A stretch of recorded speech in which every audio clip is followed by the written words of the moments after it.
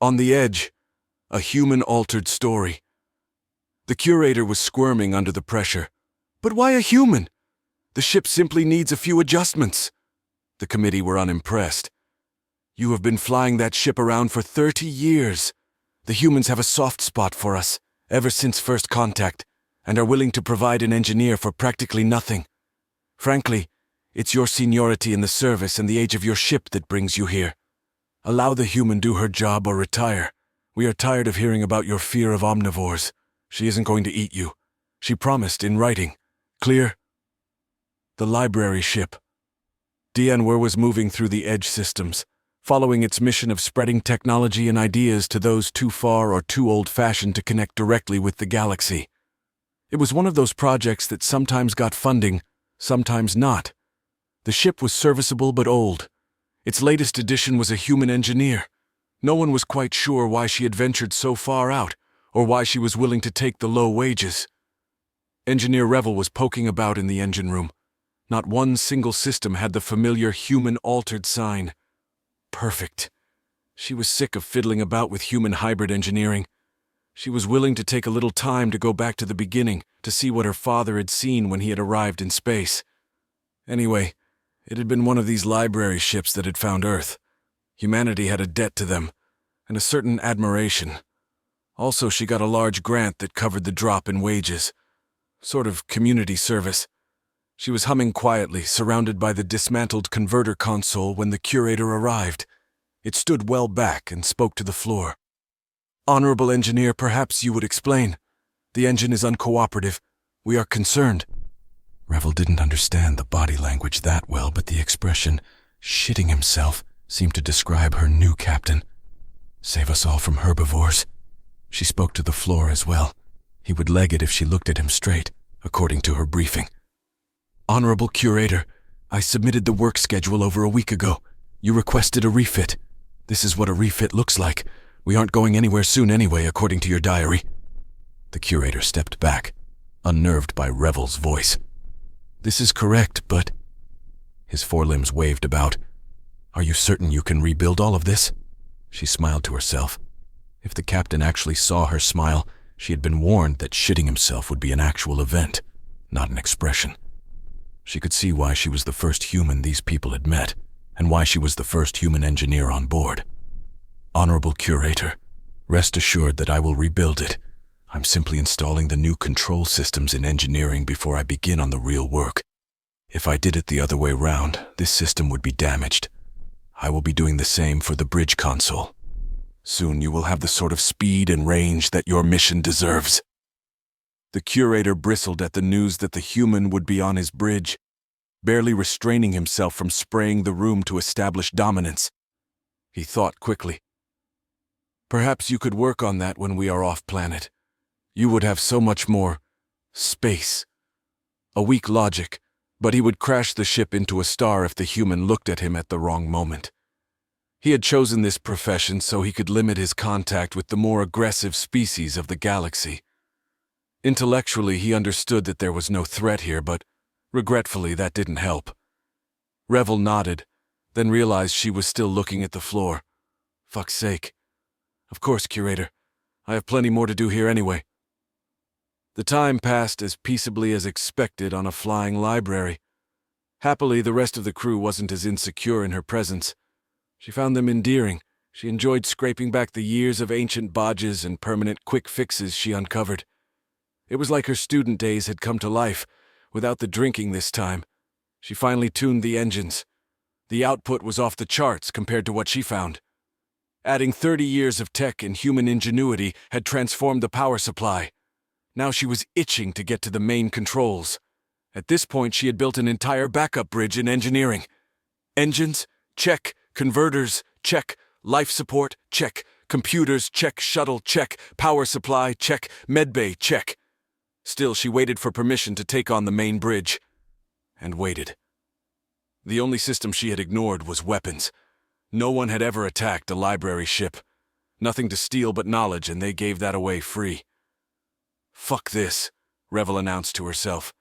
She had been waiting for weeks for the curator to park up. Unfortunately, every time she met the curator, he behaved like the constipated badger that his species resembled. Fine!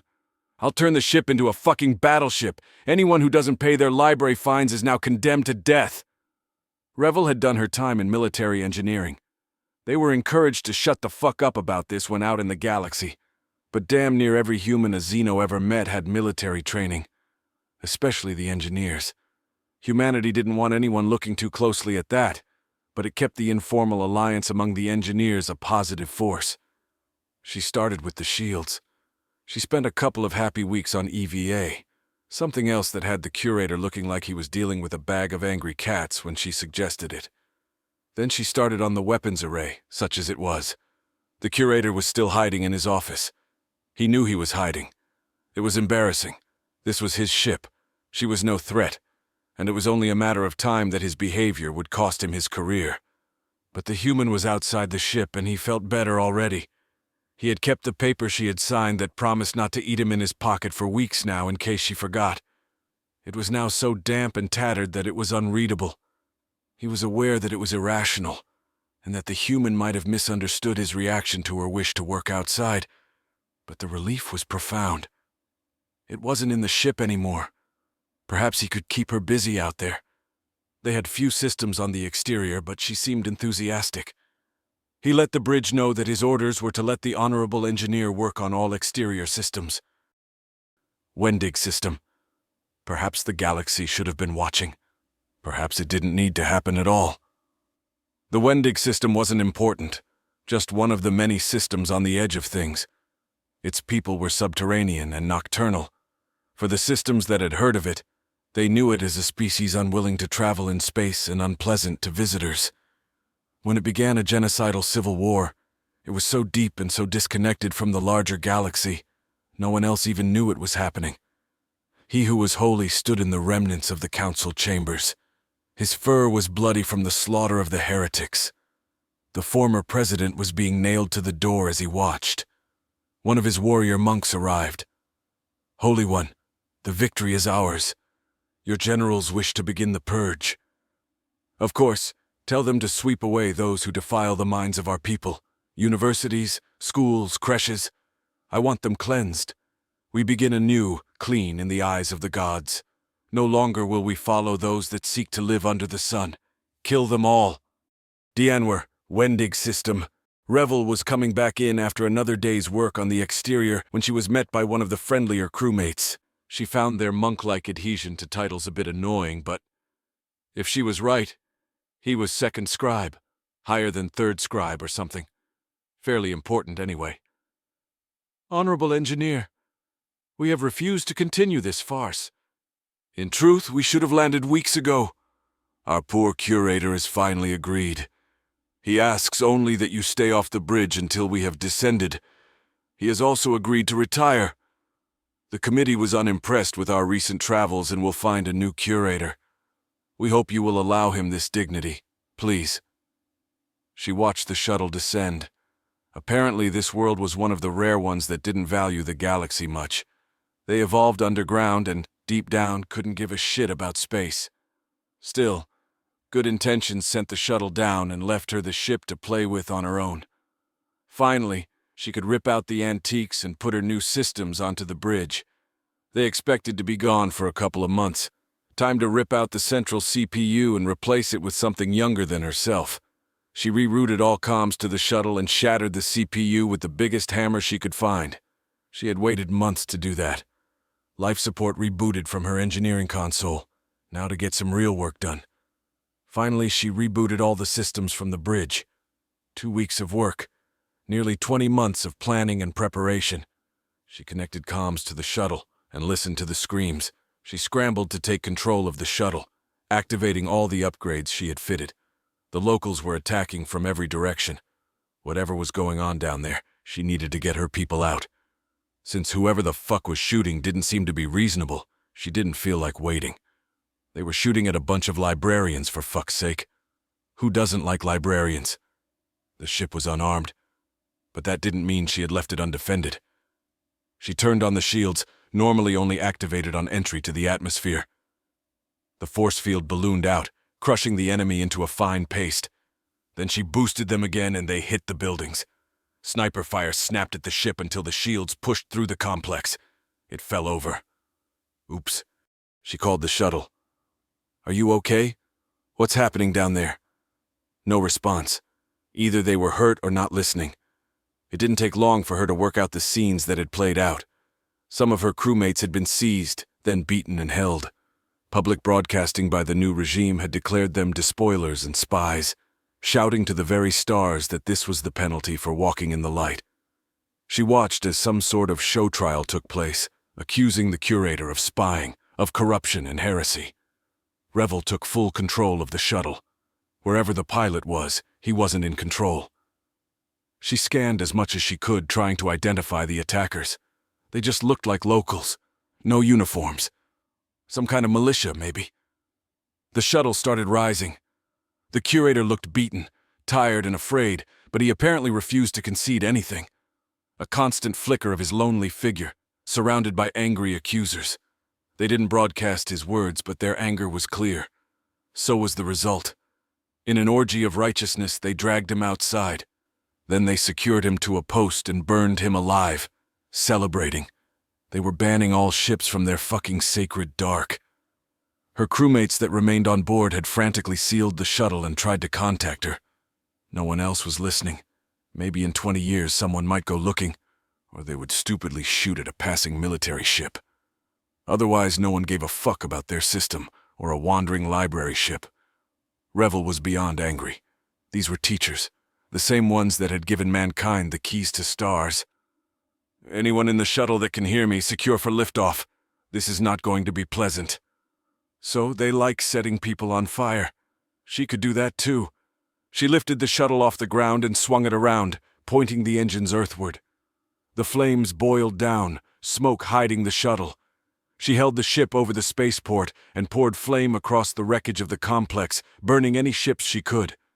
Then she accelerated the shuttle fiercely, swerving to avoid any interception, taking them home. She hailed the planet. "Attention, this is the Dienwer. Return my people or I will blow the fuck out of you and your bug-ugly world." The Holy One listened to the message and laughed. "Do you hear this? One of the bookkeepers is still hiding out there. Find the ship and kill it." This was a library ship. Amazingly, they didn't carry heavy weapons or anything else useful. She could send a strongly worded letter and threaten them with fines if the librarians were returned scuffed or without covers. She could read about them, though. She really hadn't done that much to the weapons array, beyond the standard human updates. Still, she needed to get her people safe. The shuttle docked, followed by a couple of planetary defense ships arriving late to the party that had utterly failed to penetrate her shields. These assholes didn't like space travel? Fine. She could sort that out for them. She activated the weapons array and one-shot the bastards. Welcome to human tech. Some very bedraggled bridge crew arrived on deck. "Thank you, Honorable Engineer. We have never been attacked before. I'm afraid we may have reacted poorly." Revel sympathized with them. Being under fire without leadership or experience is unpleasant. "You did fine. How many were left behind?" "What happened?" "They had a revolution. More like a massacre. The curator refused to leave the planet. He maintained that it was a local affair. Frankly, I think he didn't want to come back here. He didn't want his last mission to be a failure. When the rebels won, he took a team to speak to the new leadership. He said they were a religious government and would be peaceful." The second scribe struggled to continue. "Their Holy One ordered his execution. They burned him to death as a warning to the unclean and broadcast it across the planet. They are holding the others in case of reprisal. 8 of our scholars are still held, including the pilot, which is why we couldn't leave. They thought that we were trapped. None of us has ever flown a ship and they kept shooting." His voice dwindled. Revel recognized it as survivor's shock. "Take the crew into the med bay. I'll sort this out." Wending Government Complex. "Holy One, our spaceport is destroyed. It will take weeks to repair and the aliens escaped. Our spaceships are destroyed or trapped on the ground. What do you wish?" "What do we need with a spaceport? Let it burn." "Holy One, there is a ship still out there. It has destroyed much already. We need a response. The gods will protect us." Revel studied the maps. The religious freaks holding her people had taken the central complex. From the noises they were making, no compromise was possible. They were busy building a cathedral out of the Parliament buildings. They were using the bodies of their enemies to do it, grinding the corpses into the cement. It was only a matter of time before her crew became an ornament, or roof insulation. The minor issue was that, first, all their important buildings were underground, and second, this was a fucking library, not a battleship. She made a few calls. If nothing else, her people would make sure that these idiots paid a price. She couldn't afford to wait for them. The second scribe arrived back on the bridge. "I feel much better now, thank you. May I ask if you have a plan?" Revel hesitated. This was now his ship, really. "I have the beginnings of plan." "What would you like me to do, Captain?" The second spoke fiercely. "Get our people out. Kill these murderous savages. He was my curator. Not a great man, but a great teacher. I know his fears overwhelmed him, but he spent his life helping and forming the worlds. He deserved honor, not execution." "I know nothing of war. Please do what you can. I leave this in your hands. I will care for the crew." Revel went back to the books, looking for a weakness. It turned out that these bastards worshipped their moons. An eclipse was a holy day, a sign of the triumph of dark over light. This she could use. Of all the moons orbiting the planet, only one looked useful. It was due to eclipse in 4 days. She took the shuttle down to it. It took 2 days to rewire the engines, another to install the trigger. Then she took the evac pod back to the ship. She hailed the planet, max comms. "You will return my people or suffer the wrath of the dark. I am human. There is nothing we don't know about the dark. Tomorrow you will pay for your attack." "Sometimes you need a little more information, or a geology degree." She powered up the weapons array. Slowly she ran it up to maximum power. The lights dimmed in the ship as she unleashed the most powerful strike ever fired from a library. It struck the trigger charges on the shuttle engines and immediately caused them to fail containment. She had fully fueled the ship before she parked it. When the shuttle exploded, she expected it to look frightening. She didn't expect it to shatter the moon. She watched as huge chunks of rock began falling towards the planet. Fuck! Most of the debris fell towards the other moons, but enough fell on the planet to register as an extinction-level event. Luckily, most of the population was already underground. Still, Revel watched as the apocalyptic event she had caused unfolded.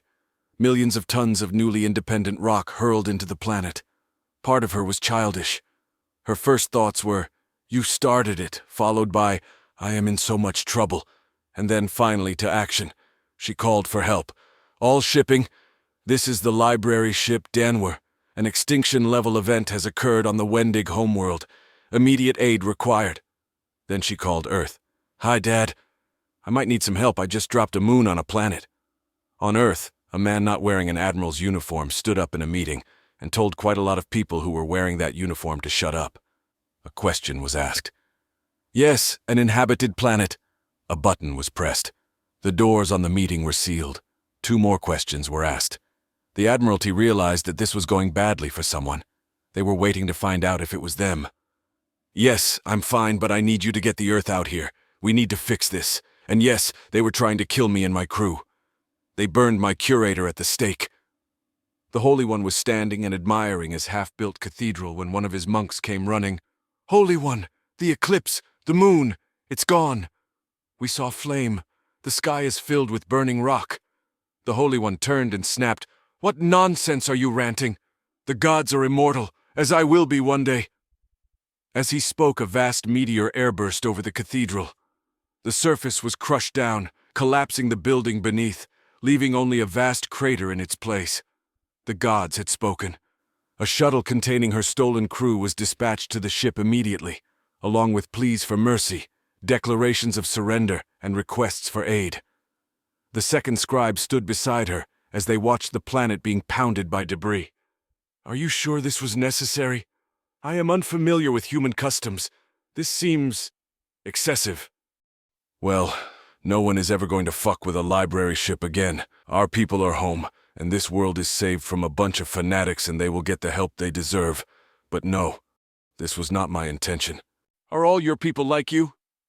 Sadly, yes.